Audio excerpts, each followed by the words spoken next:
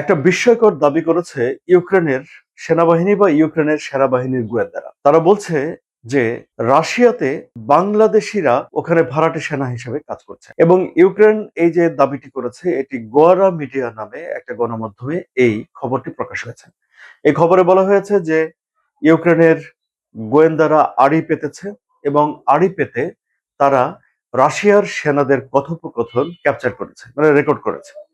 সে কথোপকথনে তারা শুনতে পেয়েছে যে দুজন বাংলাদেশি ইউক্রেনের ভাষায় ভাড়াটে, তাদেরকে খুঁজে পাওয়া যাচ্ছে না এবং রাশিয়ার সেনারা একজন অন্যজনের সঙ্গে তাদের ব্যাপারে আলাপ আলোচনা করছে।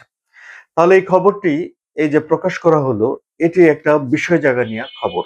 কেন বিস্ময় জাগা নিয়ে খবর, তাই আলোচনা করব এই কন্টেন্টে। আসসালামু আলাইকুম সুপ্রিয় দর্শক, আমি আনোয়ার সাদি আপনাদের সঙ্গে রয়েছে।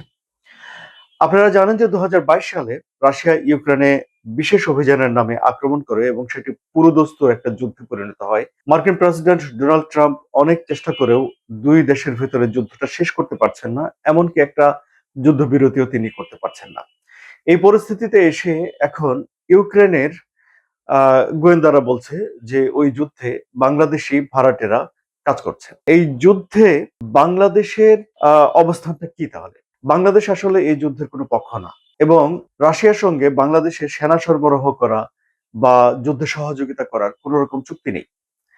কিন্তু তারপরেও ওই যুদ্ধে আহ, বাংলাদেশি থাকতে পারে। কারণ হলো যে এর আগেও আমরা বিভিন্ন দেশের মানুষকে ওই যুদ্ধে যেতে দেখেছি বা যুদ্ধে আবিষ্কার করেছি। যেমন ধরুন, ভারতের কিছু নাগরিক সেখানে পাওয়া গেছে, তো বাংলাদেশের নাগরিকও সেখানে পাওয়া যেতে পারে। এরা সবাই এই যে মানব পাচারকারীদের মাধ্যমে তাদেরকে নিয়ে যাওয়া হয়েছে বলে ধারণা করা হয় এবং চাকরির প্রলোভনে তাদেরকে দেশের বাইরে নিয়ে গিয়েছে এবং তারপরে সেখানে এই যুদ্ধক্ষেত্রে ঢুকিয়ে দেওয়া হয়েছে বলে ধারণা করা হচ্ছে। এরকম খবর গণমাধ্যমে পাওয়া গেছে যে বাংলাদেশ থেকে বা ভারত থেকে বা অন্যান্য জায়গা থেকে নিয়ে যাওয়া হয়েছে, যে বিদেশে চাকরি দেওয়া হবে, তারপর রাশিয়াতে নিয়ে গিয়ে যুদ্ধক্ষেত্রে পাঠিয়ে দিয়েছে দালালরা।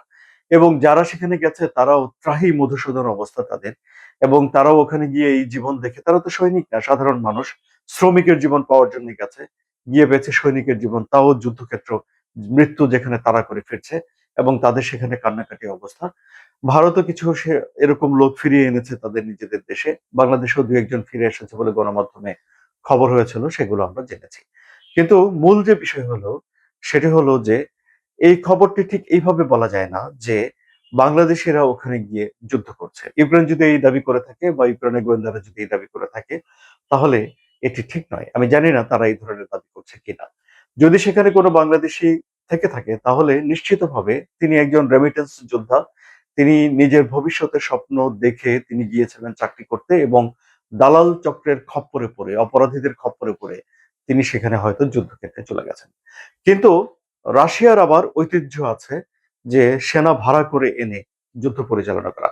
যুদ্ধের শুরুর দিকে তারা একটা মার্সিনারি বাহিনী, আপনাদের মনে আছে নিশ্চয়ই, ওয়াগনার, তাদেরকে দিয়ে যুদ্ধটা পরিচালনা করেছে।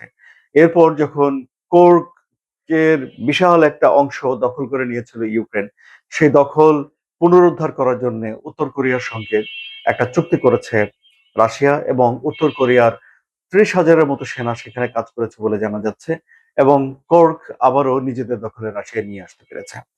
আবার ধরুন, কিছু কিছু গণমাধ্যম এরকমও অভিযোগ করে যে চীনের সেনারা প্রশিক্ষণ দিয়েছে বা জড়িত আছে, যদিও চীন সরাসরি এই যে জড়িত থাকার বিষয়টিকে অস্বীকার করে এবং এই ঘটনাকে নাকচ করে দেয়।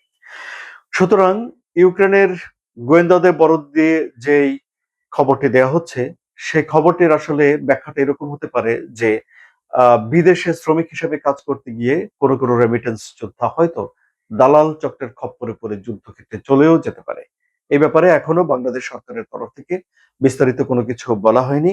ফলে আমরা অফিসিয়াল বাংলাদেশের অবস্থান কি, বাংলাদেশ কি বলছে, সে বিষয়টি আপনাদেরকে জানাতে পারছি না। আর ওখানে সত্যিকার অর্থেই গেছেও কিনা সেটা নিয়েও একটা সংশয় রয়েছে। কারণ হলো যে এই রাশিয়ার ২ সেনা যখন কথোপকথন করে, তাদের এই কথোপকথন ধরে আসলে এত বড় একটা সিদ্ধান্তে চলে আসা যায় না যে সেখানে বাংলাদেশের সেনা রয়েছে। আলোচনা কেমন লাগলো সুপ্রিয় দর্শক? যদি ভালো লাগে তাহলে এই কনটেন্ট লাইক দিন, শেয়ার করে বন্ধুদের দেখার সুযোগ করে দিন এবং রাশিয়া ইউক্রেন যুদ্ধের জটিল জটিল বিষয়ের সহজ সরল ব্যাখ্যা জানার জন্য সাবস্ক্রাইব করে এই চ্যানেলের সঙ্গে থাকুন। ধন্যবাদ সবাইকে।